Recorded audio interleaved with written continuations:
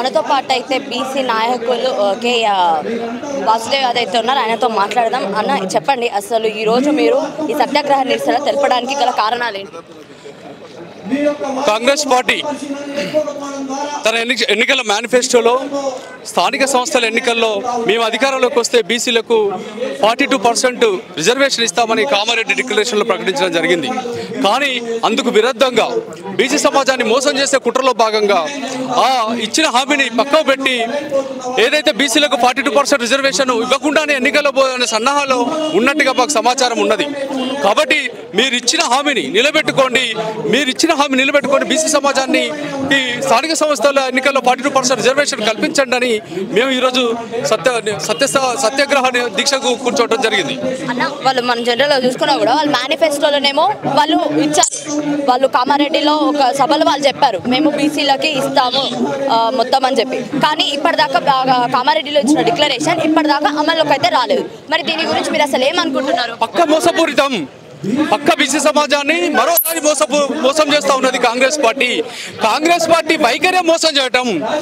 గత 75 సంవత్సరాల స్వతంత్ర భారతదేశంలో ఈ దేశంలో 60 సంవత్సరాలు కాంగ్రెస్ పార్టీ పరిపాలన చేసింది. కానీ బీసీల విషయంలో ఎప్పుడు కూడా స్థితితో లేదు. అప్పుడు 54లో రాజకీయ రిజర్వేషన్లు బీపీ మండల్ కంటే ముందు కూడా పోరాటాలు జరిగినాయి, బీపీ మండల్ తర్వాత కూడా పోరాటాలు జరిగినాయి. 1991లో రిజర్వేషన్లు ప్రకటిస్తామని వీపీ సింగ్ ప్రభుత్వం ప్రకటిస్తే వీపీ సింగ్ ప్రభుత్వం కూల్చినటువంటి బీసీల ద్రోహి పార్టీ కాంగ్రెస్ పార్టీ. ఇవాళ అప్పటి నుంచి కూడా ఇప్పటి వరకు కూడా మాకు బీసీలకు స్థానిక సంస్థల్లో కానీ పార్లమెంటు లోక్సభ రాజ్యసభ ఎన్నికల్లో కానీ మాకు రిజర్వేషన్లు లేవు. రిజర్వేషన్లు ఇస్తలేరు.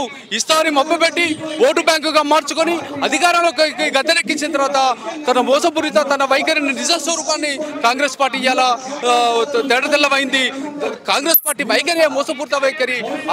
ఆనాడే గద్దర్ అన్నాడు, కాంగ్రెస్ ఏడో నీ కపట నీతి తెలిసిపోయే, నువ్వు దోపిడీ దొంగో, నీ రూపమేందో తెలిసిపోయే.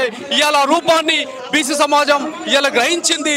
స్థానిక సంస్థలు కనుక నువ్వు రిజర్వేషన్లు ఇవ్వకపోతే నేను బరాబర్ బొందబెడతాం, తెలంగాణలో నామరూపాలు లేకుండా చేస్తామని ఈ కాంగ్రెస్ పార్టీ రేవంత్ రెడ్డి ప్రభుత్వానికి నేను హెచ్చరిస్తా ఉన్నా. మనం చూసుకున్నా కూడా ఏంటిది అని అంటే మాత్రం వాళ్ళ అధినేత ఎవరైతే ఉన్నారో రాహుల్ గాంధీ గారు ఢిల్లీలో, ఆయన ఏమో కుల విభజన ఖచ్చితంగా చెయ్యాలి, అప్పుడే మనకు అన్ని తెలుస్తాయని అంటున్నారు. కానీ నేను కుల విభజన చెయ్యమనంటే టైం లేదు అని అంటున్నారు. ఇది ఎంతవరకు కరెక్ట్ అంటారు? ఇది కాంగ్రెస్ పార్టీ రెండు పార్టీలు, అక్కడ బ్రాహ్మణ కాంగ్రెస్ పార్టీ, ఇక్కడ రెడ్డి కాంగ్రెస్ పార్టీ. కాంగ్రెస్ ఒక్కడే కాంగ్రెస్ పార్టీ కాదు, ఇక్కడ రెడ్డి కాంగ్రెస్ పార్టీ విధానం నడుస్తూ ఉన్నది. ఆ ఢిల్లీలో బ్రాహ్మణ కాంగ్రెస్ పార్టీ విధానం నడుస్తున్నది. అక్కడ బ్రాహ్మణులకు వాళ్ళు అన్ని సౌకర్యాలు కల్పించుకుంటున్నారు. ఇక్కడ రెడ్డి ప్రభుత్వానికి రెడ్డి కాంగ్రెస్ పార్టీ ఓన్లీ రెడ్డి సామాజిక వర్గానికే అన్ని లాభాలు అన్ని వనరులకు సమకూర్చుకుంటున్నారు. మీరు ఎలా చెప్తున్నారు ఓన్లీ రెడ్డి సామాజిక వర్గాన్ని వాళ్ళు అభివృద్ధి చేసుకుంటున్నారని? బరాబర్. ఎందుకంటే రెడ్డిల అభివృద్ధి కోసమే ఇలా అధికారంలోకి వచ్చింది కాంగ్రెస్ పార్టీ. ఎందుకంటే ఇవాళ వాళ్ళు అన్ని శాఖల్లో కూడా రెడ్డి వాళ్ళ వర్గాలతో నింపి ఉన్నాయి. ఇలా హోమ్ మినిస్టర్ తన దగ్గర పెట్టుకున్నాడు. అసలు విద్యాదానికి శాఖే లేదు. ఉన్న శాఖలలో ముఖ్య చీఫ్లు అన్నీ కూడా రెడ్డి సామాజిక వర్గాలే. పోలీస్ డిపార్ట్మెంట్ కూడా రెడ్డి సామాజిక వర్గాలే ఉన్నాయి. ఇలా సిఐడి చీఫ్ ఆయన కూడా రెడ్డి సామాజిక వర్గాలే. హైకోర్టులో తన సామాజిక వర్గానికి అడ్వకేట్ జనరల్ కూడా రెడ్డి సామాజిక వర్గమే. ఇలా ప్రతి దాంట్లో కూడా రెడ్డి సామాజిక వర్గాన్ని నింపిండు. బీసీలను ఒక చిన్న చూపు చూస్తూ ఉన్నాడు. ఇది బీసీలను అభివృద్ధి చెందకుండా అది నిరోధించడంలో భాగంగానే కుట్ర ఈ రెడ్డి కాంగ్రెస్ పార్టీ చేస్తున్నది. రెడ్డి కాంగ్రెస్ పార్టీకి బీసీలు బుద్ధి చెప్పాల్సిన అవసరము ప్రతి ఒక్కరి మీద, బీసీ కార్యకర్త మీద, బీసీ నాయకుల మీద, బీసీ సమాజం పై ఉన్నది.